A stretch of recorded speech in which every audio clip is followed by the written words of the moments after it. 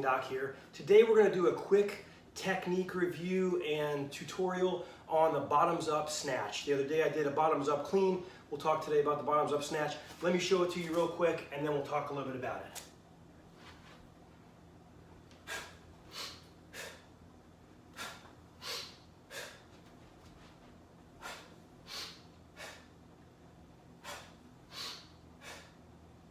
Okay, so that's called the bottoms up snatch. You can see that the kettlebell, the bottom is facing up. Very similar to what we talked about with the bottoms up clean, that it's going to really work grip strength. Probably more so in the snatch because you're in this catch position extended.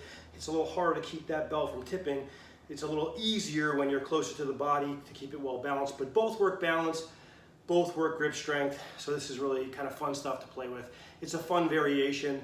You won't be able to do as much weight, you won't be able to do as many reps, but again, you get a little different component to it, a little variation, and I always like adding fun variations into my training. So, some things about it. When you're doing the swing portion of it, you can do the hinge version where you hinge back and forward, or you can do the pendulum where you kind of arc a little bit and arc forward.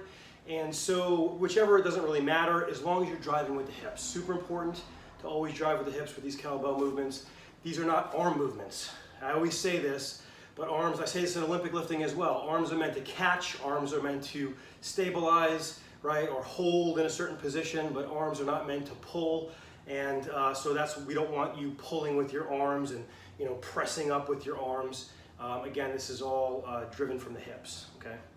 Now, one thing it's almost identical to a regular kettlebell snatch, except for, of course, the positioning of the bell. As far as all the biomechanics, they're all the same, and you can watch my other videos on that to see that.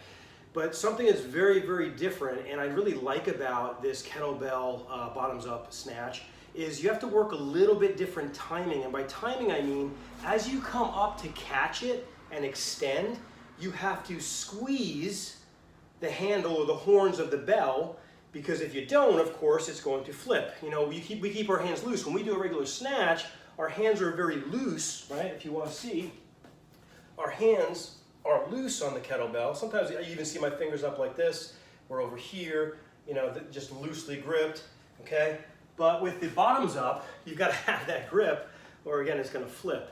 So as you extend and land, first of all, you have to work on your balance and landing nice and balanced, arms stacked, right? Elbow over the shoulder for the most part, right? Depending on your musculature, but pretty much stacked over your shoulder, and then wrist stacked over your elbow. Palm needs to be stacked right over your wrist. So the tiny bit of tilt in the wrist, we can't be here, otherwise all the weight's on the thumb. We just need to be tilted back just a little bit.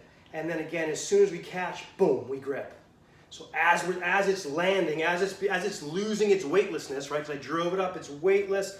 As it starts to lose its weightlessness, bang, I squeeze, okay?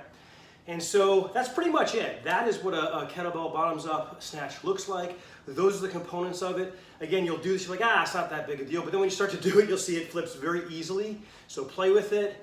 Do both hands, somewhat keep everything bilateral and build that skill on both sides. I know that I definitely do it better on my right than I do on my left, which is why I demonstrated it that way.